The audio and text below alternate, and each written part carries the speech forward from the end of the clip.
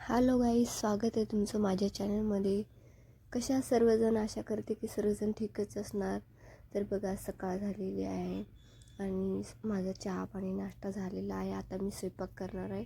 तर बघा, मी ते आज काय बनवणार आहे तुम्हाला दाखवते. तर व्हिडिओ नक्की बघा. आवडल्यास लाईक करा, चॅनलला सबस्क्राईब करा. तर बघू शकता, इथे ही भाजी घेतलेली आहे मी. तुम्ही या भाजीला काय म्हणता माहिती नाही. आम्ही चंदन बटवा पण म्हणतात, चिलाची भाजी पण म्हणतात, धावंडी पण म्हणतात गावाकडे या भाजीला, आणि बथुआ पण म्हणतात हिंदीमध्ये. तर तुम्ही या भाजीला काय म्हणता ते माहीत नाही, पण ही भाजी मी आज बनवणार आहे माझ्या पद्धतीने. तर बघू शकता, इथे मी पाणी उकळायला ठेवलेलं आहे. त्या पाण्यामध्येच आता ही भाजी मी छान अशी 4 ते 5 मिनटं अशी छान अशी उकळून घेणार आहे.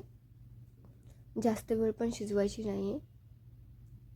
बघू शकता, अशा पद्धतीने झाल्याच्या नंतर आपल्याला काढून घ्यायची आहे लगेच. हे बघा मी चाळणीमध्ये काढून घेतली आणि थंड पाणी टाकले यावरती आणि पिळून घ्यायची आहे. पिळून त्याचे गोळे बनवून ठेवायचे आहेत. अशा पद्धतीने पिळून गोळे बनवून ठेवायचे आहेत.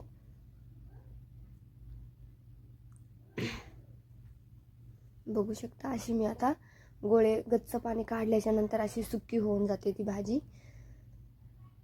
तर बघू शकता, अशा पद्धतीने कशी झालेली आहे ही भाजी. आता सुकी झालेली आहे, म्हणजे आपण पिळून घेतलेली आहे पूर्ण पाणी. ते तेल घेतलं होतं कढाईमध्ये.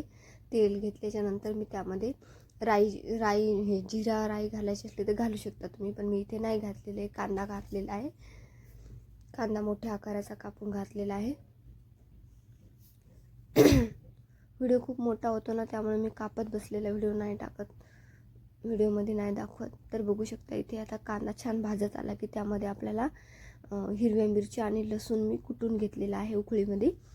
हातानेच कुटून, मिक्सरमध्ये नाही कुटलेला आहे, हाताने दरदर कुटून घ्यायचं आहे. आणि त्यामध्ये मग मिरची आणि लसूणचं पेस्ट घालायचं आहे.